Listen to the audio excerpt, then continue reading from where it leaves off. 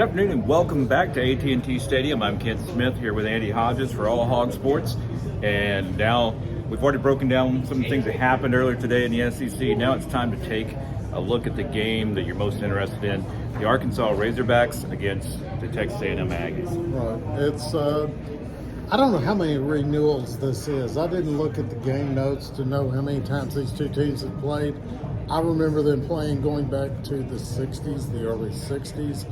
Being at those games, both in Fayetteville, Little Rock, College Station. Now they're here in AT&T Stadium, which is a lot nicer than either one of those two places. But it's an interesting game that dominated by Texas A&M pretty much. 9 of the last 10 that they've won?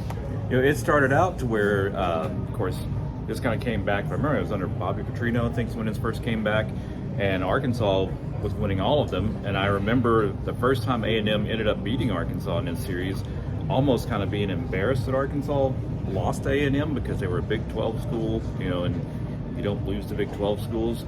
Yeah, but they had Johnny Manziel. Yeah. So that was the Manziel magic working again. And then, of course, we had the home and home series, which I got to be at that game up in Fayetteville on that rainy night with Brandon Allen. What last minute game time decision? They almost beat Johnny Manziel. Almost don't count. Yeah.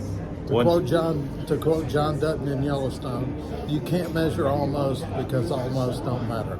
So go ahead. Yeah. So that's true. Yellowstone reference. So we have a game tonight that's going to come down to a few key factors. One of them, apparently, the national media has slept on KJ Jefferson once again, and I don't really know a whole lot about him.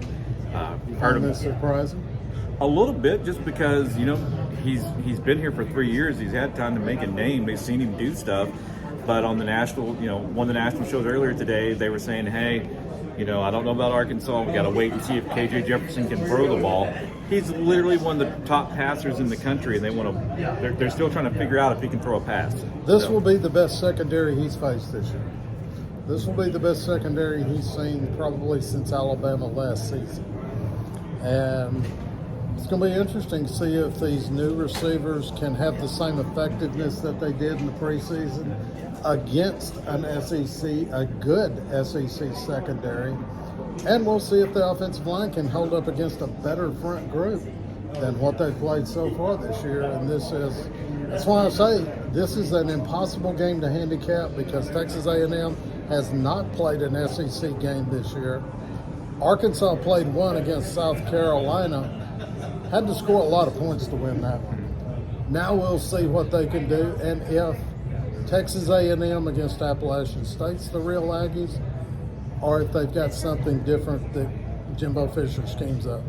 Well, that's the one thing that kind of makes me lean a little toward Arkansas. I watched that Appalachian State game, and what I saw was that Appalachian State line just eventually wear A&M down and just basically pound them into submission. And by the time we got to the end of the game, they were running at will, chewing up clock. And with Arkansas's depth at running back and with the quality of line that they have, you got to think that there's a good chance that they can do something similar. Yeah, that's a very real possibility. We'll get a lot of answers to Arkansas today.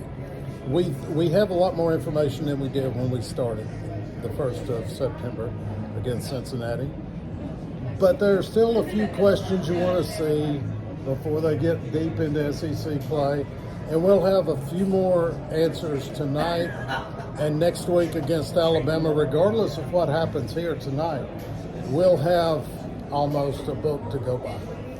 Well, that does kind of hit on one of our big keys of the game that we were talking about earlier. Arkansas's run game versus the A&M run game. Obviously, Arkansas is a deep stable that's been doing really well. Rocket Sanders has been doing extremely well, definitely lighting it up. You've got A.J. Green, who has definitely had his moments where he's been able to make big plays. Dominique Johnson we'll talk about here in a little bit.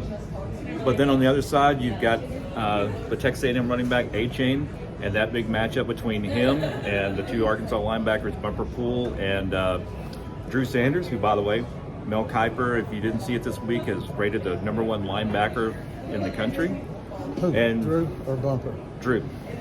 Now, Bumper also, one thing to keep out with Bumper, if he has a really, really big game, he can catch Tony Bua for the Arkansas record. Yeah, he can take over the all-time tackle record for Arkansas, which this guy, you could look at him as a freshman and knew he was going to be good. Drew Sanders plays at a different speed than Arkansas has seen at linebacker in a number of years, even with Bubba. You got to kind of wonder what Alabama was thinking. How did they let him get out the door? Nowadays, who knows?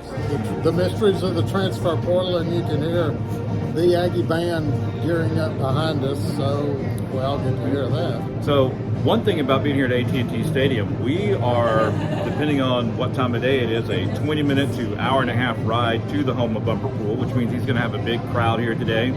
So maybe he does get pumped up and want to get that record here in front of the family.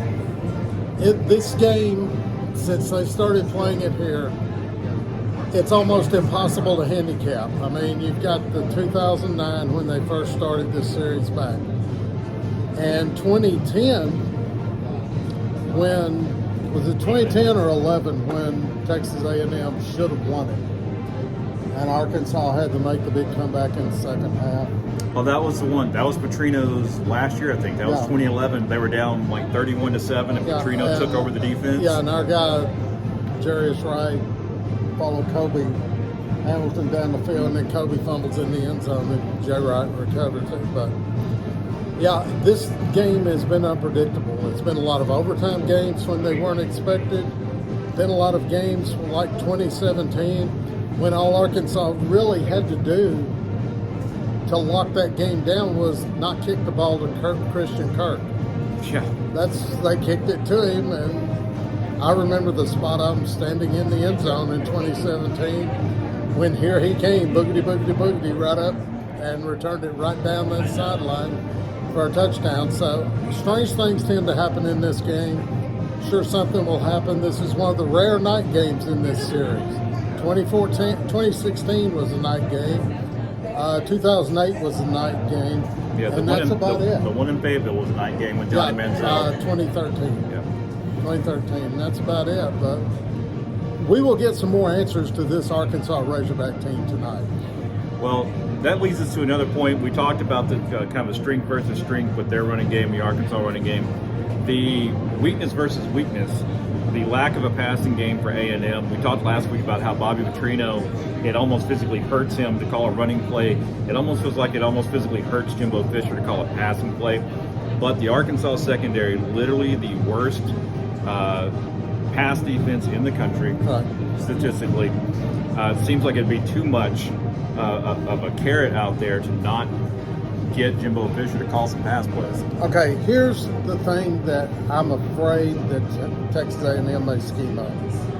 Everybody has seen some of the opponents running guys deep, and you don't see an Arkansas guy in the same zip code. He's not even in the same shot. I'm afraid Arkansas, being conscious of that, tends to go a little deep, leaves the gaping wide open in the middle where you could turn a semi around like they did a couple of times against Missouri State. And Texas A&M has some speed guys that Arkansas has not seen that type of speed. They hit them on a pass that Max Johnson can make 20 yards downfield. And he just takes off running. We'll find out if they can tackle in open field. Well, that is one thing. When we charted Johnson's passes, he's 25 yards. That's it. That's he might show he's got more here today, but that's as far as they've let him go so far. Now, we do have Miles Slusher coming back for the Razorback secondary. Yes. Yeah, so reports were coming out this morning. We don't know on injuries. Don't ask us on injuries. As I told Kent earlier today, we read the obituaries every day to make sure nobody died because we wouldn't know about it until we read that. So allegedly, Slusher's going to be back. Allegedly, Dominique Johnson may be back playing, although we've been told by Sam Pittman for 2 weeks that it's up to Dominique when he wants to start playing again.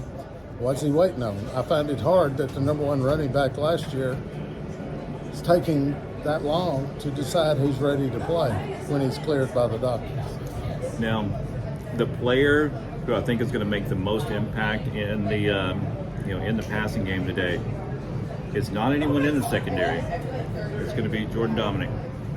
If we say Dominic's name multiple times today, that's going to make a good day for Arkansas. If we don't, then you're going to see that weakness probably exposed. He's come from Georgia Tech, and one thing we do know, he can rush the passer. He finds ways to get to the passer. So we'll see if he can keep it up this week. And he's not gentle when he gets there. Him and Sanders are both, they're on the field. When you arrive with momentum and speed, and Jordan goes wide open until he gets the hit, and we've had a lot of great pictures on allHOGS by our great photographers. We've had some great photos, and Jordan knocks quarterbacks horizontal. So the other main factor in this game is probably the X factor that determines it, Cam Little. If this becomes a situation where it's a field goal game, or just if Arkansas is driving down and they need to get points every drive, they don't have to get very far. Cam Little's pretty automatic. He's got good range, and if they're able to just keep getting points and points and points, even if it's just field goals, they can wear down an A&M team that is not used to scoring very many points at all. At least that's what we think. We don't know. This is A&M's first SEC game, and I just have this feeling when you see the fact that A&M surprisingly opened as a 2.5-point favorite in this game in the betting lines. That has gone up to 3 in a lot of places. When that happens, that means money is coming in on the team going up. I keep asking myself, and this is something I've learned over years, what do they know that we don't know? If anything. This isn't just a bunch of guys in Vegas that want to move the line thinking, hey, I want the Aggies to win. No. They don't care who wins. And I always wonder, is it a sucker bet, or do they know something we don't? We'll find out here in a few hours. Well, I'll tell you what we didn't know. We didn't know that last week when A&M was playing Miami, that Miami is not a good team. They are getting curb stomped right now by Middle Tennessee State, a team that put up as many points in the first quarter as A&M did all last week to beat them.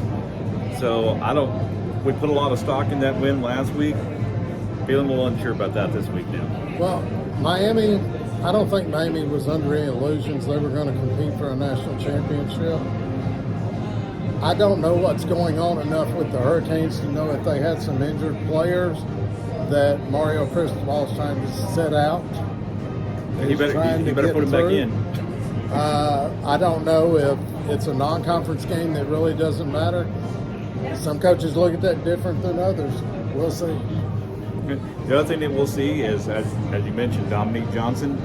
The discussion has been, he was out for a very long time with an injury that doesn't allow you to do a whole lot of physical workout.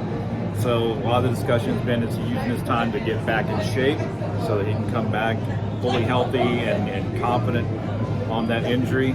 And so, if he's going to come back, today's the day to come back. You definitely don't want that first game back to be Alabama. The thing to remember, though, when a player comes back, the one thing he can't replicate in practice and stuff is taking hits. It's bitten Arkansas in the past, bringing running backs back that haven't been hit on for a while. And it's bitten them, and they had fumbles. Darren McFadden, Felix Jones, 2006. Came back after being out with injuries earlier, bit them. So we'll see. But that's just one thing to keep in the back of your mind. The one prediction I'm going to make before we head out of here, at halftime, we have something to say about Malik Hornsby. Yeah, but we'll see. We'll see. We'll check back with you here at AT&T Stadium in Arlington, Texas, home of the Dallas Cowboys. We'll see you at halftime. For Andy Hodges, I'm Kent Smith. Have a good rest of your day.